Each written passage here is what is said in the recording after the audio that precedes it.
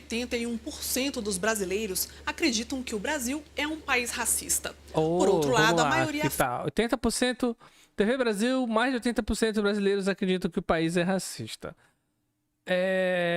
Vamos lá, não é nada polêmico, mas é bem interessante. Acho que teve uma grande mudança, acho que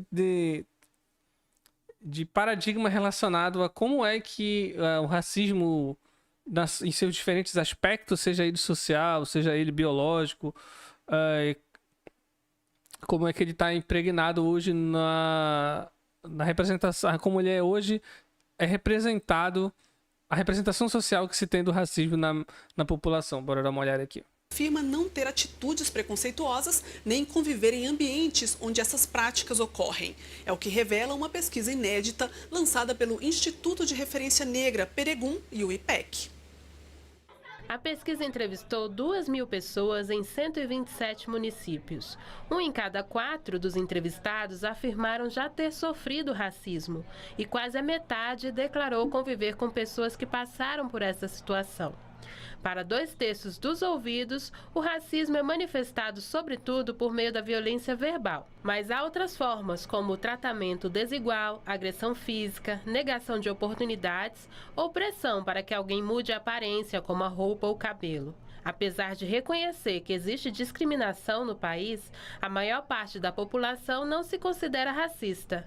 85% dos entrevistados negaram ter atitudes preconceituosas. O mesmo percentual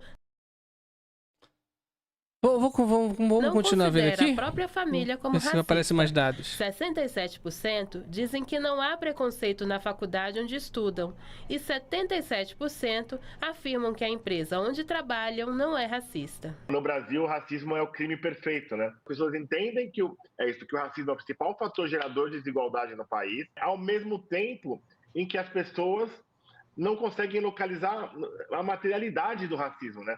Porque elas não conseguem localizar o racismo nas suas práticas cotidianas, nos espaços que frequentam e entre as pessoas com as quais elas convivem.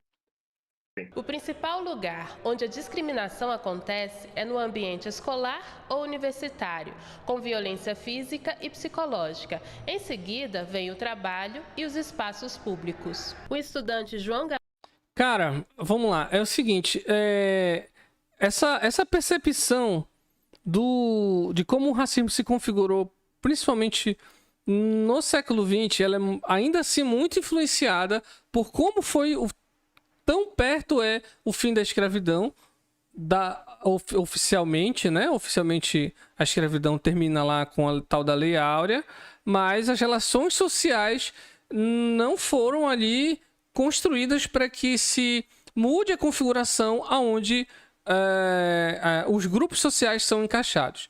O racismo ele tem que ser compreendido não só pelo aspecto biológico, né? Ele é principalmente compreendido pelo aspecto social.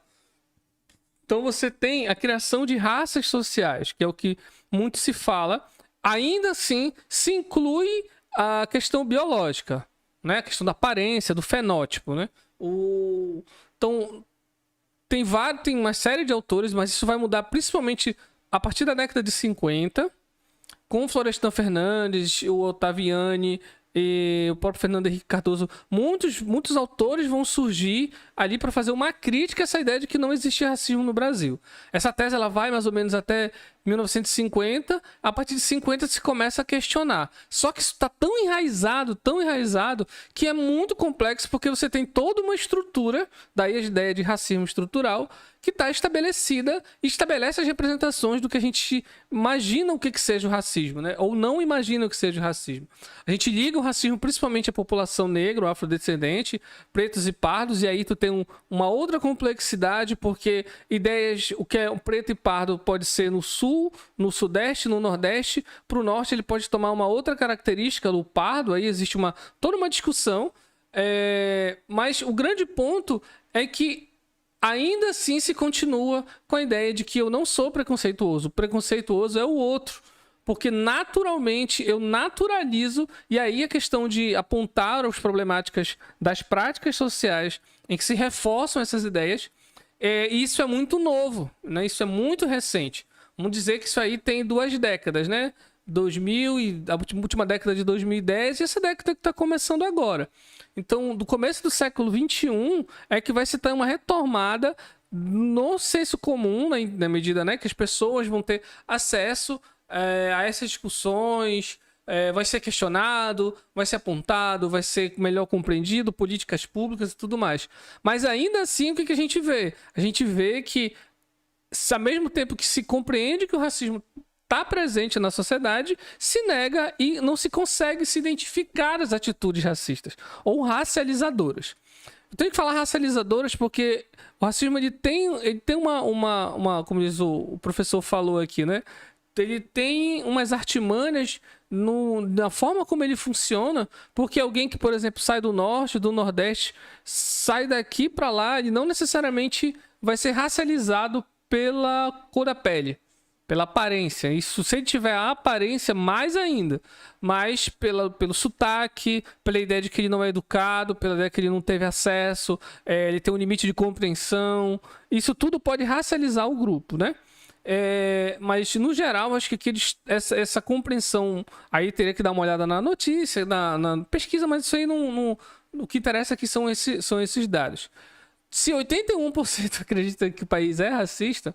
Como é que ainda parece tão alto as pessoas que não conseguem identificar? Por causa da falta do letramento racial. Você entender quando é que uma situação está demandando ali uma compreensão de que existe uma questão de racial discriminatória, de desclassificatória, desqualificatória, desumanizante das pessoas, né? Ainda continua muito alto esse índice, por mais que toda a discussão que tenha se passado nos últimos anos, né?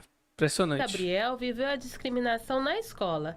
Ele conta que quando ainda era criança, sofreu um ato racista de uma colega dentro da sala de aula. Tivemos um embate, eu e essa menina, né? E aí um dia, no final da aula, ela jogou meus lápis no chão, jogou todos os materiais no chão, me humilhou e falou que eu era preto, sujo, fedido e que eu nunca ia arranjar alguém quando eu crescesse por causa da minha cor de pele. E eu lembro muito bem que eu fiquei muito tempo sem querer ir pra escola, porque eu fiquei falando, nossa, será que eu sou realmente fedido? Será que eu sou realmente sujo?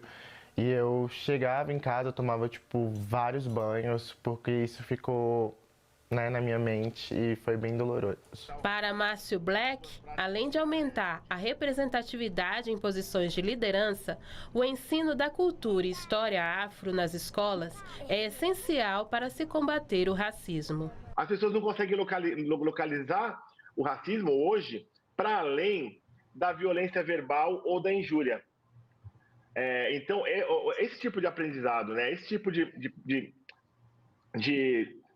aprendizado já desde a escola, ele ajuda, inclusive, as pessoas a localizar o racismo como uma estrutura e como uma prática que é sistêmica, né, que ela está distribuída em todos os espaços e em todo o corpo social.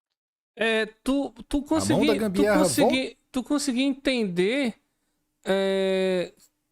a criança conseguir identificar coisas que estão se passando com ela saber dar ferramentas para ela se proteger, ela entender visualmente, né? Visualmente, a ideia de que somos iguais, mas também somos diferentes.